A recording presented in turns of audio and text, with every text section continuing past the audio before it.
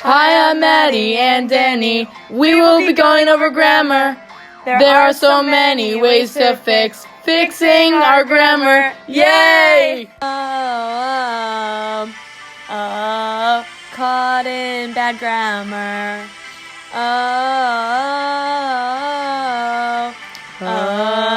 Caught in bad grammar.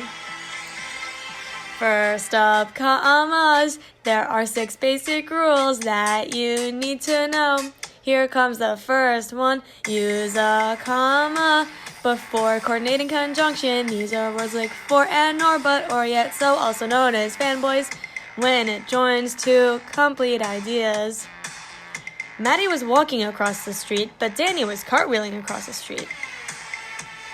Where is the comma? Number 2. Use a comma after an introductory phrase. On Thursday, Maddy's rhinoceros ate some chicken wings. Where does the comma go? Number 3. Use a comma between all items in a series or list. Danny bought seltzer, barbecue lays, and Q-tips. How many commas are there and where do they go? Yeah! I want you to learn how to use commas. It's very important for life. Oh! Commas are the basic structure to writing, and we want you to use them right. Number 4. Use commas to enclose phrases not essential to the meaning of the sentence. Not a meaning. Maddy, my pet unicorn, played hide and seek with Danny, my friend's pet snake. Where do the commas go? Number 5. Use a comma with quotations. Maddy said, I don't speak Spanish. Where does a comma go? And finally, number 6. Use a comma with dates, addresses, titles, and numbers. Danny was born on March 27th, 2004. Where does the comma go? And that's it for the comma rules.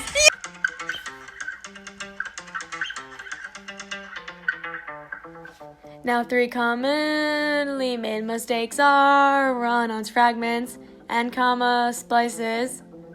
First commonly made mistake, Run-Ons. A run-on is a really unnecessarily long sentence it seems like as it goes on forever and ever and ever until the end of time without any punctuation or anything. It just doesn't stop. Like that one. One way to correct them is by making it into 2 separate sentences. For example, what could you do with this sentence? The hyena made a really loud sound. It hurt my ears. The hyena made a really loud sound, period. It hurt my ears. Another way is to use a semicolon. The hyena made a really loud sound, semicolon. It hurt my ears. A third way is to use a comma and a coordinating conjunction. These are words like for and nor, but, or, yet, so, the fanboys words.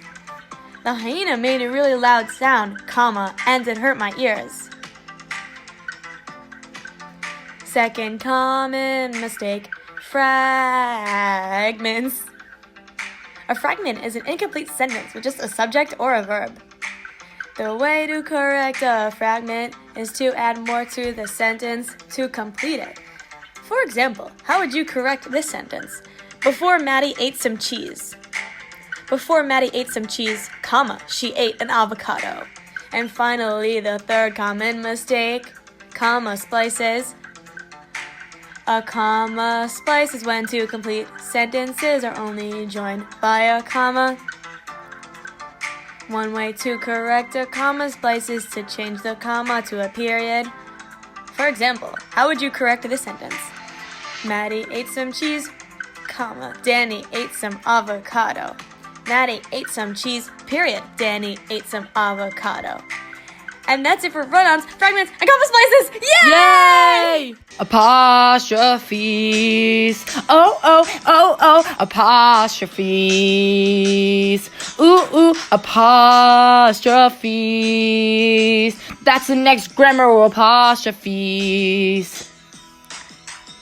There are a couple of rules to learn so we can get better grammar.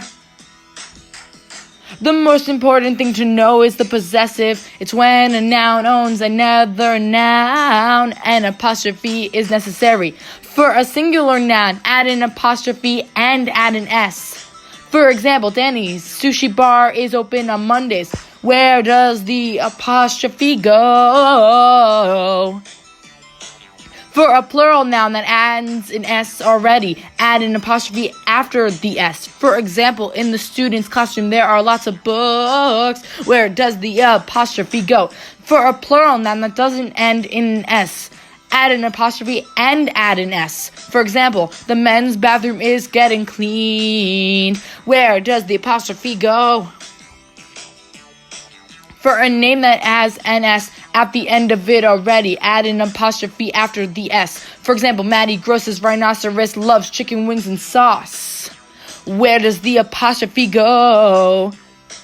Ooh, where does the apostrophe go? For two or more persons who each have his or her own of something, add an apostrophe and an S at the end of each of their names. For example, Bobby's and Felicia's balloons flew away fast. For two or more persons holding joint ownership, meaning they share something together, use an apostrophe and an S to the last of their names listed. Bobby and Felicia's car was self-driving. Where does the apostrophe go? Where does the apostrophe go? These are the apostrophe rules. Remember them. They are important for grammar. Apostrophes, yeah. Last but not least, sentence clarity. This will not only help you see the dangling modifiers, but also the misplaced ones too, and the parallel structure and passive voice that clarifies grammar for you. Let's start with modifiers.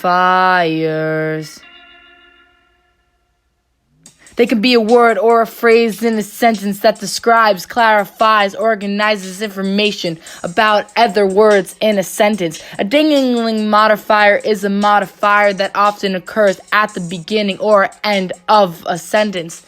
They are also often indicated by an ing verb or a to plus verb phrase. Playing hopscotch in the forest, Maddy and Danny ran to the park. What is the dangling modifier? Playing holla. How can we fix the sentence? Maybe we can say, after they played hopscotch in the forest, Maddy and Danny ran to the park. Misplaced modifiers are next. A modifier in the wrong place in a sentence. This is what a misplaced modifier is. They can make a sentence awkward, confusing, or unintentionally humorous. For example, Danny called for her unicorn, unlocking the car door, and picked up the wonderful unicorn and closed the door. Sentence fixed to make sense. After Danny called for her unicorn, Danny unlocked the car door, picked up the wonderful unicorn, and closed the car door. Parallel structure is next. Woo! Using the same pattern of words to show that two or more ideas are equally important. It usually uses coordinating conjunctions to join parallel structures. For example, Maddy went to the park to running, jump, swing on the monkey bars, dance on the grass, and play with her friends. Obviously, that doesn't make sense. Let's fix it. Maddy went to the park to run, jump, swing on the monkey bars, dance on the grass, and play with her friends. Friends. Passive voice is lost. Passive voice indicates what is receiving action, not who or what is doing the action. That's active voice. The sandwich that was eaten by Maddy's rhinoceros had chicken in it. That doesn't make sense. Let's fix it.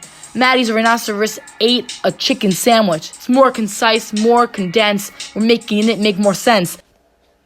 Grammar queens are in the house. E-I-E-I-O.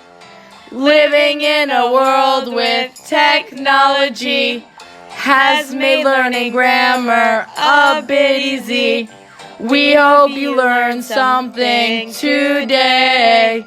Make sure to practice more sentences every day. Thank you for watching this video. Peace out from the Grammar Queens, Danny and Maddy. Yay!